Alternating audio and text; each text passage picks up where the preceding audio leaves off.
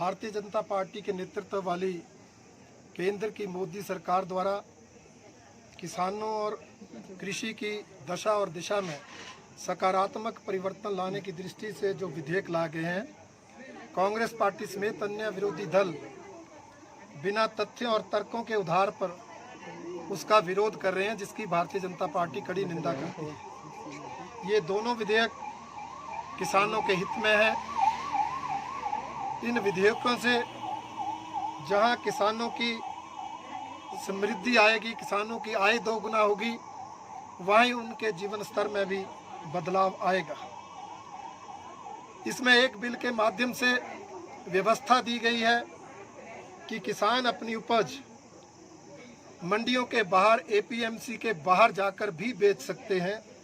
यहाँ तक कि राज्यों के बाहर जाकर भी वो अपनी उपज को बेच सकते हैं। जहाँ उनको उचित कीमत मिलती है वहाँ वो बेचें। सरकार उसके अवसर देगी, सरकार उसके लिए व्यवस्था करेगी।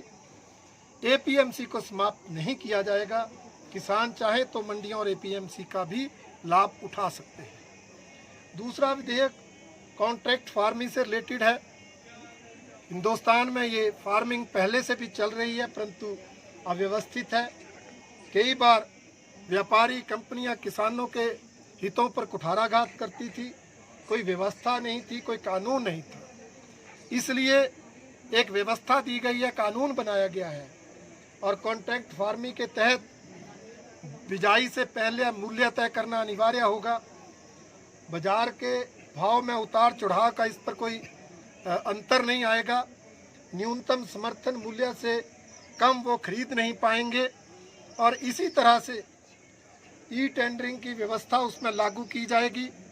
और इसमें भी जो शंका थी कि एमएसपी को समाप्त किया जाएगा, सरकार ने संसद में भी स्पष्ट किया था और अब पिछले कल 6 रबी की फसलों पर समर्थन मूल्य घोषित करके एमएसपी निर्धारित करके ये साबित कर दिया है कि हमने जो कहा था वो सही है और जो विपक्ष बोल रहा है वो तथ्यहीन है, झूठ है और लोगों को गुमराह करने वाला है, किसानों को भ्रमित करने वाला है। इसलिए दोनों विधेयक किसानों के हित के हैं और जो कांग्रेस समेत विपक्षी दल विरोध कर रहे हैं वो अपनी जमीन खिसकती देखकर, राजनीतिक आधार खिसकता देखकर किसानों का झुकाव भारतीय जनता पार्टी की ओर बढ़ जाएगा। इसके कारण स्वार्थ पूर्ति के लिए उसका विरोध कर रहे हैं। उस विरोध में ना कोई तथ्य है ना तर्क है। रुकेगी और मेरा मानना है इस बिल को विरोध करने वाले काला बाजारी के पोषक हैं, वो सरमाएदारों के समर्थक हैं। सर, जिस तरह से कोई पार्टी के भीतर कोई असमंजस नहीं, कोई विरोध नहीं। और इन विधेयकों को तैयार करते समय अनेक बैठकें हुई, मीटिंग्स हुई। एनडीए के घटक दल तो उसमें आते ही थे। सभी प्रदेशों के मुख्यमंत्रियों के साथ भी कई बैठकें हुई हैं। मध्य प्रदेश और पंजाब के मुख्यमंत्री भी उसमें शामिल हुए। उनके सुझावों को भी इन विधेयकों में लाया गया है।